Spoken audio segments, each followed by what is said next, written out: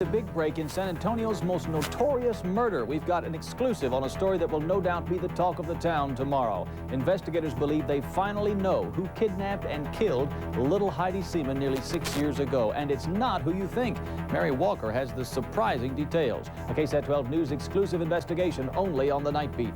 Also on the Night Beat, he's been at the forefront of the Heidi Seeman murder investigation. So what does Eric Duncan say about news of another suspect? Eric Duncan, one-on-one, only on the Night Beat. And another little girl's murder. What's the connection to the Heidi case? We have the story you won't want to miss.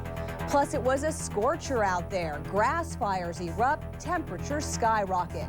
And your winning lotto numbers. The Night Beat begins right now. Thanks for watching San Antonio's #1 choice for news. This is the Night Beat on KSAT 12. Good evening, I'm Jeff Brady. And I'm Karen Gallagher. Here's what's happening tonight. She was an innocent child with an angelic smile.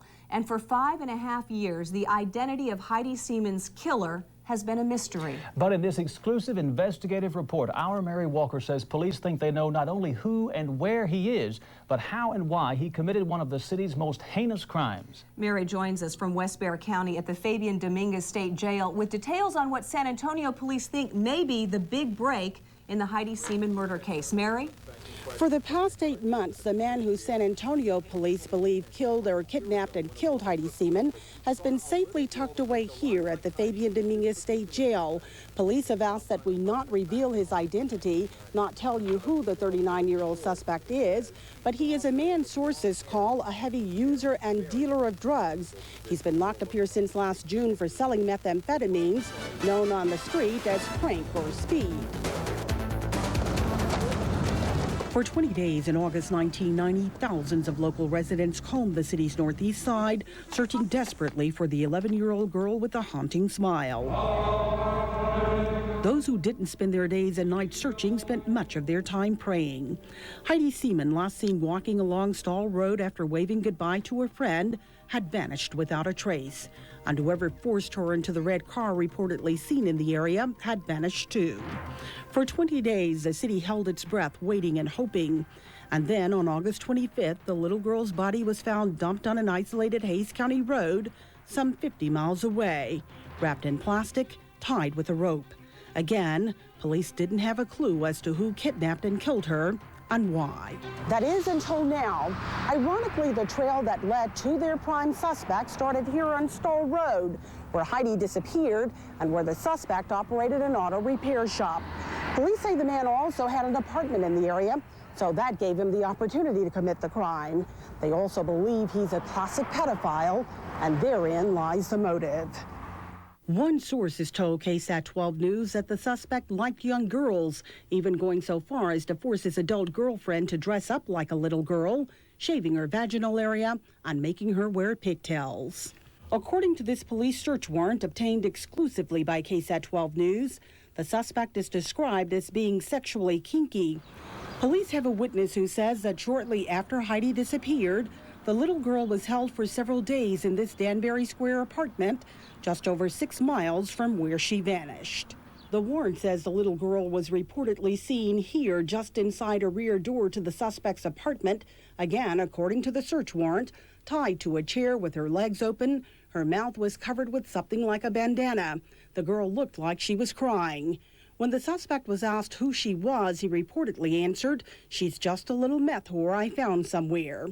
Perhaps most chilling, the very next day, numerous police officers were seen in the area searching for Heidi Seeman. The affidavit also states that the suspect had close ties to acquaintances in the Wimberley area, near the area where the body was found. Police felt so strongly about their information, they asked that the suspect be brought back here to the Bexar County Jail so that they could execute this search warrant, a search of the suspect's body. But the evidence didn't come easily. The suspect refused to give it up. So a district judge had to issue this order, instructing officers that they were to use all reasonable force necessary. According to the returned affidavit, they collected 25 pubic hairs, 25 hairs from his head, 2 vacutainers of blood, and a saliva sample. Additionally, KSAT 12 News has learned that those samples are now at the FBI lab in Washington awaiting DNA testing. Police hope those test results will lead to a capital murder indictment, which would be the beginning of the final chapter in the Heidi Seeman murder case. Again, the man is already behind bars on an unrelated charge, and again, police have asked us not to name him at this time. Karen, Jeff?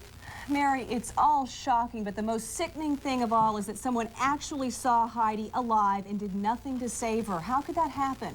Well, Karen, that is shocking, but again, according to the search warrant, it all boils down to fear, an incredible fear, again, of the man inside the state jail in back of me. Also, obviously, there are many more details, and of course, we will have more on this story tomorrow. Karen?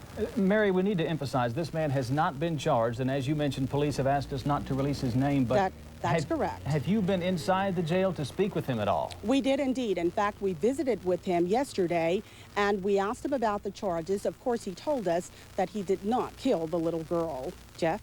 All right, thank you. Mary Walker reporting live from the Fabian Dominguez State Jail. Perhaps the man most directly affected by this, Eric Duncan. Search Duncan's home for possible evidence. He had become a prime suspect, but he was never charged. Still, Duncan says he and his family have been followed by a cloud of suspicion all this time.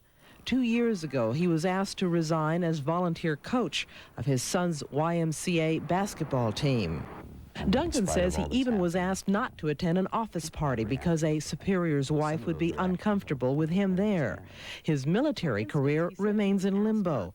His plans for retirement were put on administrative hold by the Air Force. Did you do it? No, I didn't do it.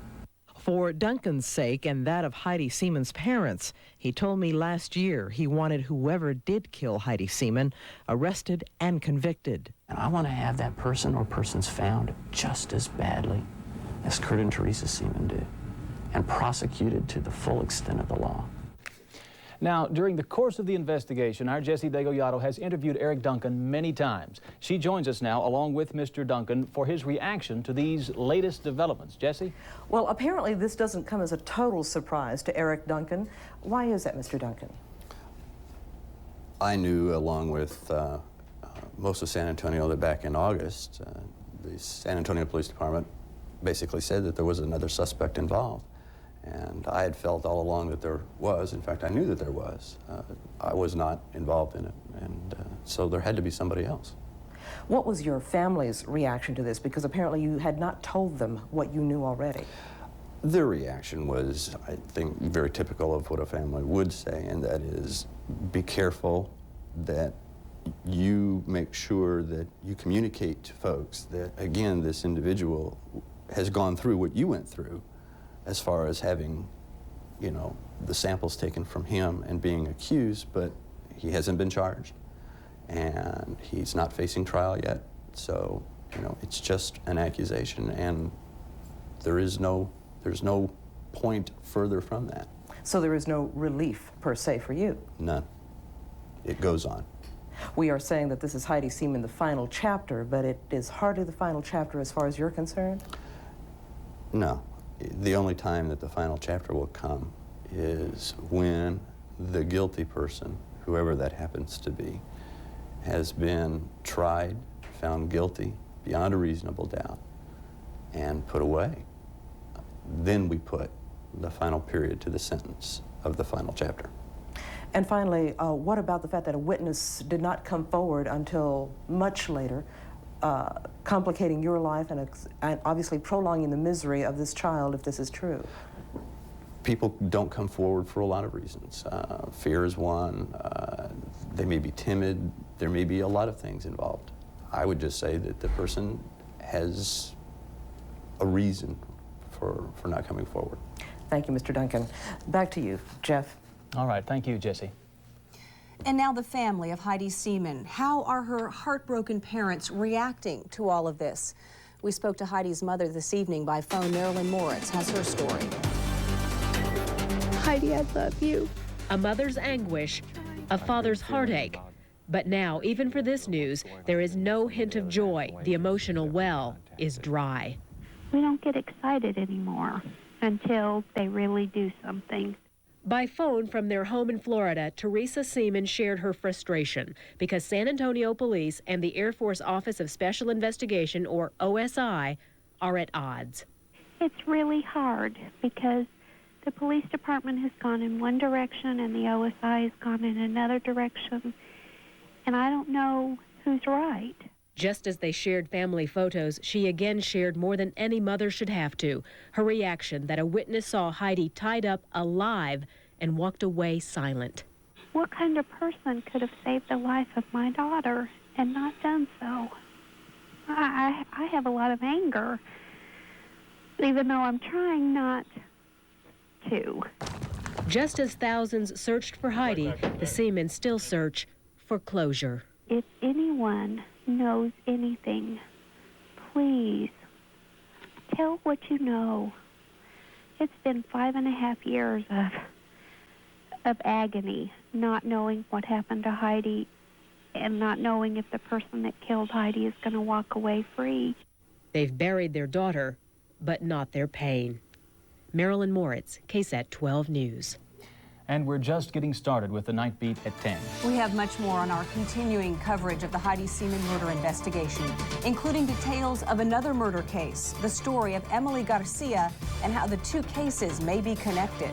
But first, the other news of the day, including a jury's decision on the fate of Arturo Sanchez. And a permit for a concealed weapon is not a license to kill, a first in Texas, from the streets of Dallas. Hi, it's Craig Simmons. Coming up later in sports, early highlights of the Spurs as they take on the Golden State Warriors, and the Cowboys lose another player to the Oakland Raiders. It's coming up a little bit later on in sports.